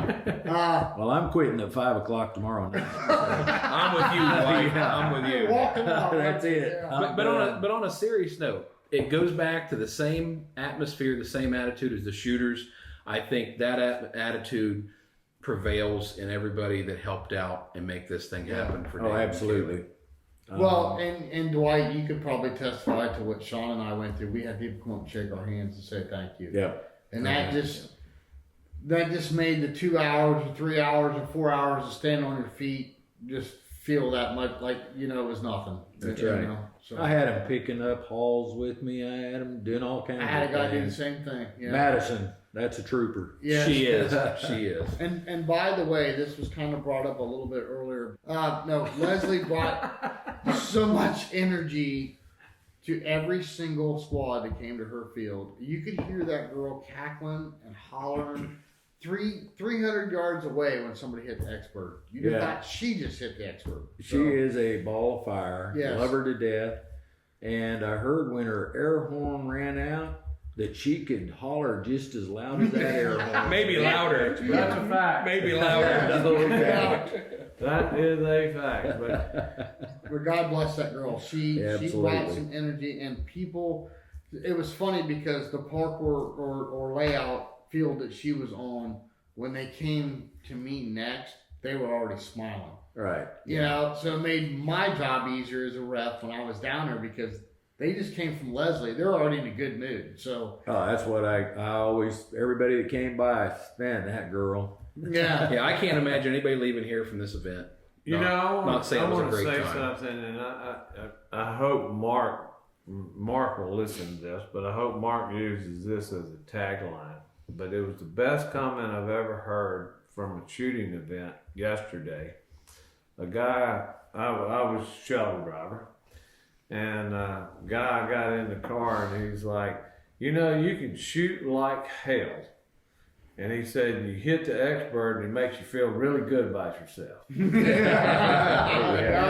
I mean, you shoot 4 on the whole parkour and hit the expert, man, you feel like you're a hero. And what a great, you know, it's so true. Yes, absolutely. Yeah. And I'd like to thank Mark for, you know, creating the game because it's given us something that's fun. It's given us something that's it's competitive. It's fun. Everybody's serious, but when you finish, it's fun. Yes. Absolutely. And to that note, Doug, Dwight, we thank you guys for everything you do for the sport. We thank you guys for helping put on this event. And, of course, we thank you from the bottom of our hearts for your support for the Dead Pair podcast. So we really appreciate everything you guys do. Very much. Thank you, guys. And by the way, this will be an official announcement. Thank you guys very much for supporting us again in 2022. We appreciate it, and we hope this is the start of a lifetime friendship and business relationship. So thank you all very much. Okay. Thank you, guys. All right, guys. Looking forward to tomorrow. We'll see you in the morning. All right.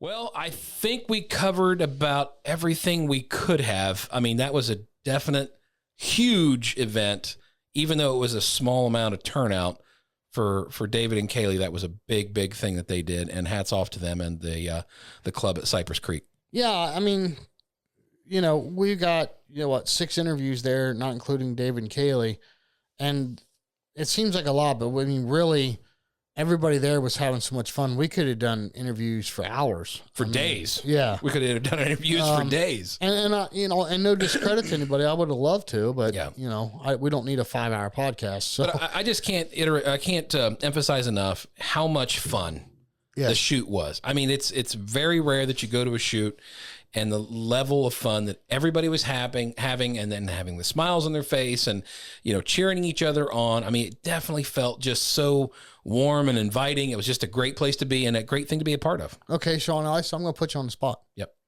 You know what a big advocate of AFS that I am. Right. And it took a while to get you to sign up and shoot for one. Right. And now I'm a judge. And now you're a judge. We're official now. Now seeing what you've seen, are you going to try and qualify next year? I'm going to do my best. I know they're going to have the one at Dan's next year, and then probably the next closest one is going to be in New York for us. Or there's 6 of them. There's 6 qualifiers next year instead of 3. I know. I'm just trying to not travel across the entire United States to go to this. With all of our other obligations next year with the U.S. Open and everything else, had the Jack Links tournament. I mean, we're going to be we're going to be busy. We're going to be busy again, so we got to make sure we. By the way, you are going to nationals. Am I now? Not my demand. Oh, okay. Some guy's name that rhymes with Spangler. So Lord, he's said that you are going. So okay, well, I'm just throwing it out there. Just relaying the message. Get the divorce papers drawn up already. Then hey, you know what? At least somebody else is making your wife mad other than me. Yeah, so. that's something new. So, well, hey everyone, listen. Thank you very much to Negrini. Of course, the guys, Gamebore, K&L Ammo, GameboreUS.com. Thank you very much, Dwight and Doug. Atlas Traps, man. They're an awesome American-made machine. RE Ranger, the new React lenses, those things are awesome, Sean. Am I right? Oh, dude, I love them. And, of course, Bearpelt, Eric and Heather Roden, great people, American-made product. We love them to death. We'll continue to support them no matter what. Definitely. And, of course, Rhino Choke. Sean Alley, how about that Rhino barrel porting? Oh, dude, I love me some Rhino porting and some Rhino Chokes. Trust me. Me too. Hey, guys. Thanks a ton. We're going to see you. Remember, don't forget, we will not have a podcast next week because of Christmas. And then the following week is New Year's. But we will see you back here the first Thursday in January. We will have a lot of new exciting content. We're going to have new exciting segments. And don't forget questions for the coaches. Don Grant, John Woolley, Bill Elliott, Corey Cruz, Brad Kidd, Kevin DeMichael, and we're going to put David on the spot. Sweet. David Radulovich is joining for questions for the coaches. Now, let me repeat that. Don Grant, John Woolley, Bill Elliott, Corey Cruz, Brad Kidd, Kevin DeMichael, and David Radulovich. Wait, time out. Okay, so now we're going to have to hire a translator for David's explanations on things. Well, I think it was Anthony that said he was going to hang up and go look in the dictionary to see what half the words David just said. Right. But no, God love him. He's an extremely gifted and talented shooter, and I guarantee he can help you. So, guys, send those questions in. Please keep them coming because we are going to be recording a bunch with them this winter. So send us your questions. Until next week, Sean. See us here next time on the Dead Pair Podcast.